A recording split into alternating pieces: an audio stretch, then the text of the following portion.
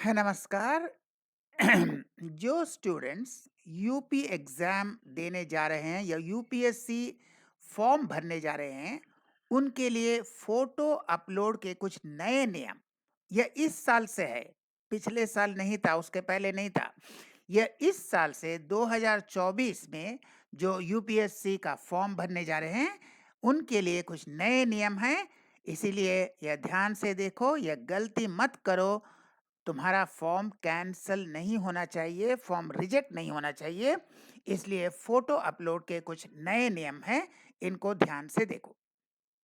तो इस साल यूपीएससी ने कुछ नए चेंजेस इंट्रोड्यूस किए हैं फोटो अपलोडिंग के लिए। तो देखते हैं ये नियम क्या है।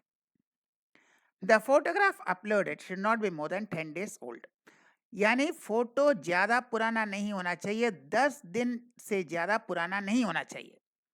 मैक्सिमम 10 दिन पुराना हो सकता है।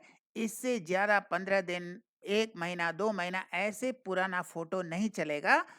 10 दिन से कम पुराना फ़ोटो अपलोड करना है। तो अगर हम 20 तारीख को ऑनलाइन एप्लीकेशन फॉर्म फिलअप करेंगे, तो 20 तारीख यानी 10 दिन मतलब 10 तारीख। 10 तारीख के बाद वाला फ़ोटो, 10 तारीख के बाद 20 तारीख तक जो भी फ़ोटो लिया गया वही अपलोड करना है। 10 दिन से ज़्यादा पुराना फ़ोटो नहीं चलेगा। अब तुम जहाँ भी फ़ोटो उठाओ, चाहे स्टूडियो में हो सकता है, अपने घर पर हो सकता है, लेकिन तुम्हारा फ़ोटो ज़्यादा से ज़्यादा 10 दिन पुराना होना चाहिए, उससे ज़्यादा पुराना नहीं होना चाहिए। The name of the applicant and the date on which the photograph was taken should be clearly mentioned. तुम्हारा नाम यानी एप्लीकेंट का नाम और द डेट, जिस तारीख फोटो लिया गया, जिस तारीख तुम एप्लीकेशन भर रहा है वो तारीख नहीं, फोटो जिस दिन लिया गया वो 1 दिन, 2 दिन, 3 दिन पुराना हो सकता है, मैक्सिमम 10 दिन से कम होना चाहिए। तो फोटो जिस तारीख को लिया गया वह तारीख, तुम्हारा नाम भी मेंशन होना चाहिए और जिस दिन फोटो लिया गया, किस दिन यह फोटो उठाया गया, यह भी मेंशन होना चाहिए। और फोटो का जो तारीख है और एप्लीकेशन का तारीख, मैक्सिमम 10 दिन डिफरेंस हो सकता है। 10 दिन से ज़्यादा पुराना नहीं होना चाहिए, लेकिन वह तारीख, फोटो लेने का तारीख और तुम्हारा अपना नाम दोनों ही लिखना होगा। The candidate's face should occupy 3/4 of the space in the photograph. 3/4 space सिर्फ कैंडिडेट का फेस, मुख होना चाहिए।